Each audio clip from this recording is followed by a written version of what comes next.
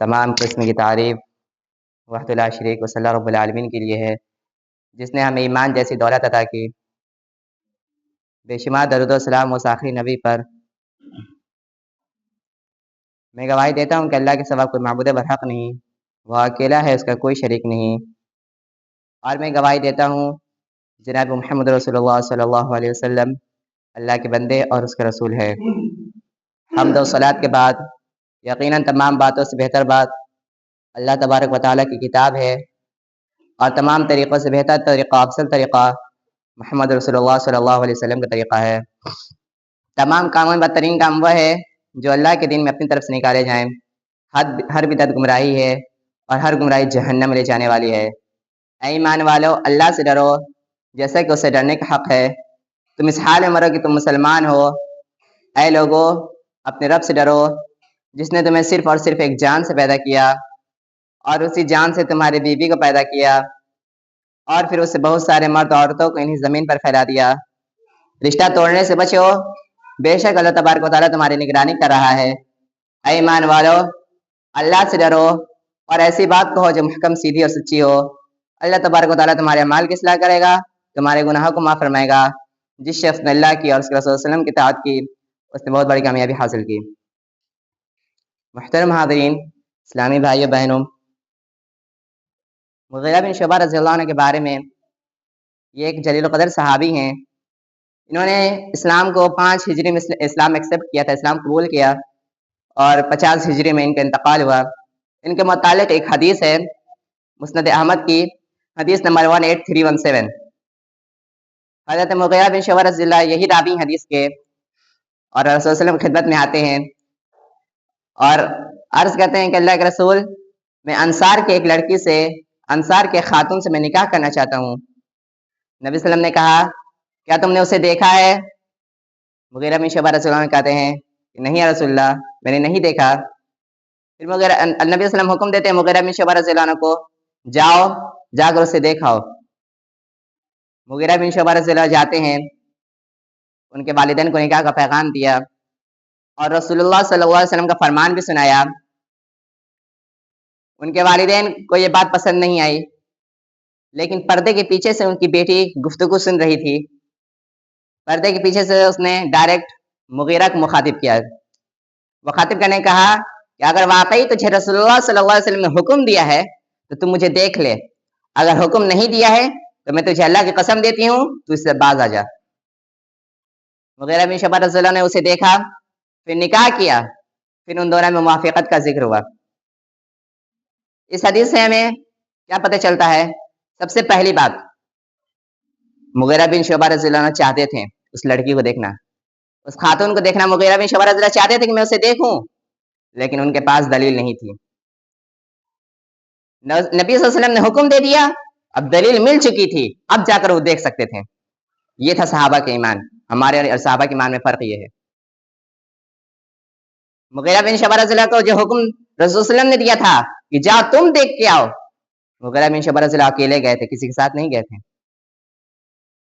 مگر افسوس کے ساتھ، اٹس میٹر آف ریگریٹ، آج ہمارے یہاں نکاح کے موقع پر لڑکا کے گھر والے لڑکا کو چھوڑ کر لڑکی کے گھر والے کو دیکھ لیتے ہیں، اس کے دوست احباب کو دیکھ لیتے ہیں، اس کے خاندان کو دیکھ لیتے ہیں۔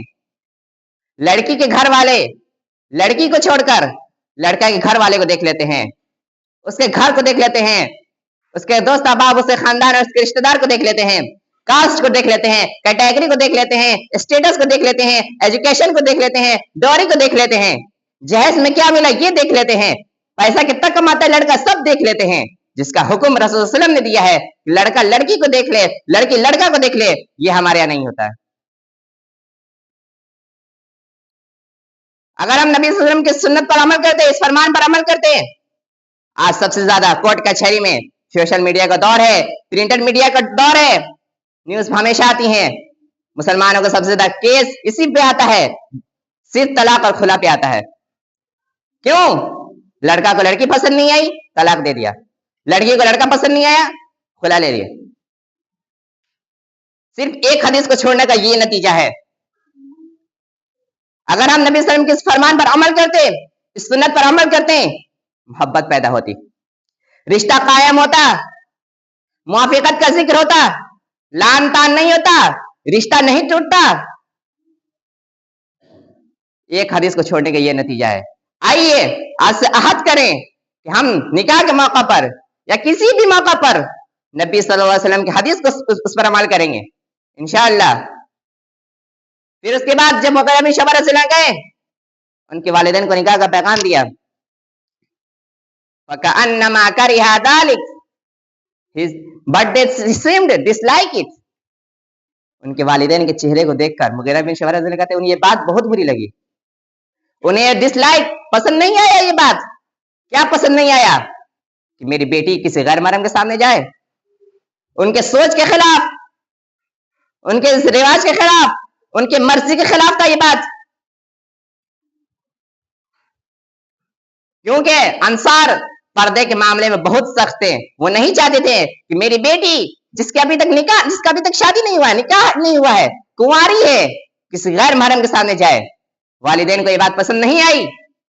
صرف والدین کو نہیں, بیٹی بھی نیک تھی, اسے بھی پسند نہیں آئی کہ میں کسی غیر محرم کے سامنے جاؤں. تینوں کے مرضی کے خلاف, سوچ کے خلاف, ان کے رواج کے خلاف تھا. ہماری اور آپ کی بہنوں سے بہتر تھی پردہ کرنے والی, طاہرہ تھیں, صحابیہ تھیں, لیکن نبی کا فرمان سن لیا, پردے کے اندر تھیں. ڈائریکٹ مغیرہ کو مخاطب کیا, سیدھے مغیرہ سے بات کی رضی اللہ عنہ. ماں موجود تھی, ولی باپ موجود تھے. کون سی ماں؟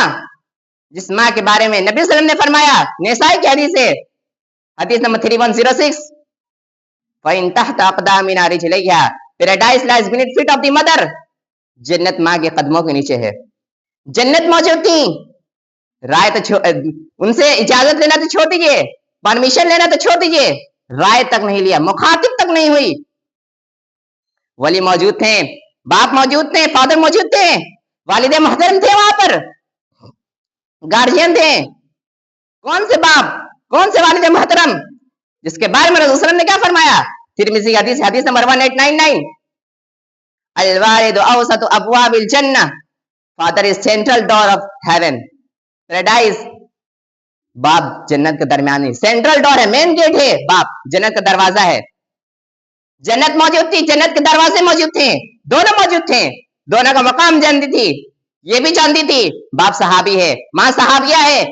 جو آئے صحابی, مغیرہ بن شعبہ رضی اللہ, وہ بھی صحابی ہیں, ان کا مقام جانتی تھی, والدین کا مقام جانتی تھی. اللہ نے قرآن میں فرمایا سورہ بنی اسرائیل سورہ نمبر 17 آیت نمبر 23, وَلَا تَقُلْ لَهُمَا أُفٍّ وَلَا تَنْهَرْهُمَا, اف تک نہیں کہنا اپنے والدین کو. سب مقامات جانتی تھی, لیکن اس نے یہ نہیں دیکھا کہ میرے باپ میری ماں کی کیا مرضی ہے. اس نے یہ دیکھا کہ حکم کس کا ہے, جس سے محبت کی جاتی ہے, اس پر اس کی اطاعت کی جاتی ہے. اس نے اطاعت کی, رسول صلی اللہ علیہ وسلم کے فرمان پر عمل کیا. امت کو کیا درس دیا, ہم کو اور آپ کو کیا درس دیا؟ قیامت تک کے آنے والے ہر انسان کو, ہر مرد کو, ہر عورت کو, بوڑھے کو, بچے کو کیا درس دیا؟ نبی کی حدیث آ جائے, کسی سے رائے لینا بھی نہیں, کسی سے رائے نہیں لیا جائے گا. امت میں سب سے رحم دل انسان حضرت ابوبکر صدیق رضی اللہ عنہ جیسے رحم دل انسان, عمر فاروق رضی اللہ عنہ جیسے سخت مثال صحابی, عثمان رضی اللہ عنہ جیسے حیا والے صحابی, علی رضی اللہ عنہ جیسے صحیح فیصلہ کرنے والے صحابی, زید بن ثابت رضی اللہ عنہ میراث کے ماہر صحابی, ابی بن کعب رضی اللہ عنہ جیسے عالم و قاری, حضرت ابو عبیدہ بن جراح رضی اللہ عنہ جیسے امت کے امین, حضرت حسن و حسین رضی اللہ عنہ جو جنت کے نوجوان کے سردار, حضرت عائشہ رضی اللہ عنہ جیسی عالمہ, ہم سب کی ماں, خاتون جنت حضرت فاطمہ الزہرا رضی اللہ عنہ. کوئی بھی صحابی یا صحابیہ ہو, کوئی بھی تابعی, اویس رحمۃ اللہ علیہ جیسے تابعی, کوئی بھی امام ابو حنیفہ رحمۃ اللہ علیہ, امام شافعی رحمۃ اللہ علیہ, امام مالک رحمۃ اللہ علیہ, امام احمد بن حنبل رحمۃ اللہ علیہ, ان جیسا بھی کوئی امام ہو, کوئی بھی محدث ہو, امام بخاری امام مسلم رحمۃ اللہ علیہ جیسے محدث ہو, کوئی بھی فقیہ ہو, کوئی بھی مجتہد ہو, کوئی بھی مولوی ہو, کوئی بھی قاری حافظ ہو, کوئی بھی عالم ہو, چاہے کعبہ خانہ کی مسجد کا امام کیوں نہ ہو, یا اس مسجد کا, یا کہیں کی مسجد, سیوان کی مسجد کا امام کیوں نہ ہو, یا والدین ہی کیوں نہ ہو, ان سب کی بات شریعت کے سامنے رکھی جائے گی. ان کا عمل شریعت کے سامنے پیش کیا جائے گا، ان کی بات، ان کا عمل اگر شریعت سے ملے گا تو اسے لیا جائے گا، نبی کی حدیث سے ملے گا تو لیا جائے گا، اگر نہیں ملے گا تو ان کے فرمان کو، ان کے حدیث کو، ان کے قول کو چھوڑ دیا جائے گا، چاہے والدین ہی کیوں نہ ہو۔ لیکن اگر رسول اللہ صلی اللہ علیہ وسلم کی حدیث آ جائے، ان کا عمل آ جائے، ان کی سنت آ جائے، ان کا فرمان آ جائے، کسی بھی صحابی سے، کسی بھی تابعی سے، کسی بھی تابع تابعی سے، کسی بھی امام ابو حنیفہ جیسے امام بخاری جیسے محدث سے، فقیہ سے، مجتہد سے، عالم سے، قاری سے، حافظ سے، مولوی سے، یا پھر اپنے والد محترم یا والدہ سے، یا پھر اپنے خاندان والے سے، کسی سے پوچھنے کی ضرورت نہیں ہے، ڈائریکٹ اس پر عمل کیا جائے گا، رائے نہیں لینا ہے، نبی کی حدیث آ گئی اس پر عمل کیا جائے گا۔ اس خاتون نے عمل کر کے دکھلایا، جس کی شادی نہیں ہوئی تو اس نے عمل کر کے دکھلایا، خاتون ہو کر، لڑکی ہو کر، جس کی ابھی تک شادی نہیں ہوئی تھی، جس کا ابھی تک نکاح نہیں ہوا تھا، کمزور تھی ہر معاملے میں، قرآن میں بھی کہا گیا ہے، ہر شریعت نے اسے کمزور کہا ہے، مرد سے کمزور عورت ہوتی ہے، طاقت کے معاملہ میں، ہر معاملہ میں کمزور تھی، اس نے یہ نہیں دیکھا کہ اگر نبی صلی اللہ علیہ وسلم کے اس فرمان پر عمل کریں گے، یا پھر ہم اپنا پردہ کو ہٹائیں گے، مغیرہ کے سامنے جائیں گے رضی اللہ عنہ، ان کے سامنے جائیں گے تو کہیں میرے والد محترم میرے گھر سے باہر نہ نکال دے، مجھے بھگا نہ دیں، میری والدہ غصہ نہ ہو جائے، میری ماں غصہ نہ ہو جائے، ناراض نہ ہو جائے مجھ سے۔ اس نے یہ نہیں سوچا، اس نے سوچا کہ فرمان کس کا ہے۔